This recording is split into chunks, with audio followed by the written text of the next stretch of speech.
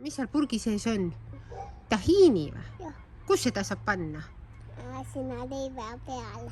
Kas pannkoogi peale võid ka panna? Tahiini. Kas emme teeb seda? Jah.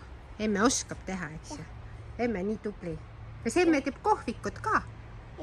Ta annab inimestele ka süüa. Mis kohvikus laupäeval pakkuda on?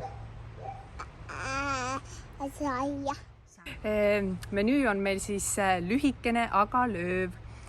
On kodumaiseid maitseid ja pisut eksootilisemaid maitseid. Vallikus on 2 pearooga. Esimene on siis kartul ja kaste. Kõlab väga traditsiooniliselt, aga pisut on sinna eksootilisi maitseid juurde pandud. Kasutame igas toidus tahiinit. Kartul ja kastme kõrval on meil hummus, kuhu paneme tahiinit sisse. Ja teine toit on meil siis sai ja kate.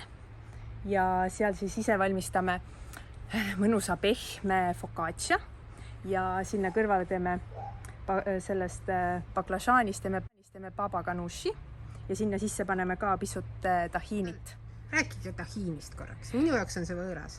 Jaa, võib-olla kõige tuntum ongi, kui inimesed teevad hummust, siis üks koostisosa on tahiini.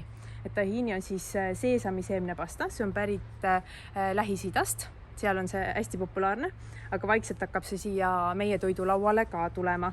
Ja ta on selline mõnus toidulaua rikastaja. Saad vitamiine, mineraalaineid.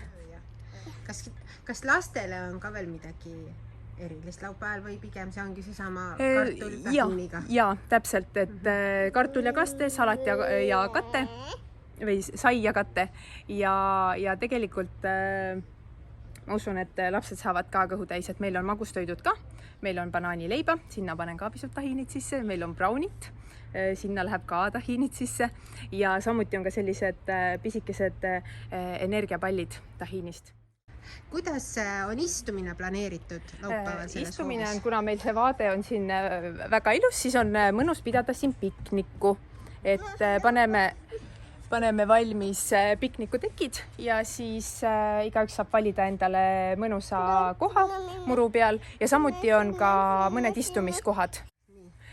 Meil on siin mängumaja ka, nii et kõik lapsed on oodatud, saavad mängida sellel ajal, kui emme tissid sööki, jooki ja vaadet naudivad.